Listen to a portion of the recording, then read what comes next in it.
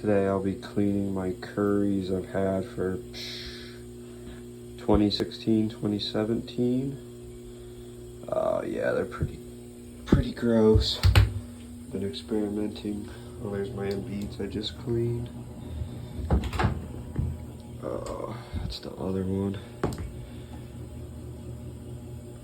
Looking pretty nice actually. Cleaner I'm using is Jason Mark. This comes in a little soap container, and the brush is way too small. They need to give you a big, better one, but that's neither here nor there. So if you're gonna get into shoe cleaning, I guess I would get a bigger brush. I know I will. I'm gonna scrub them out and see how this goes. Get my camera set up.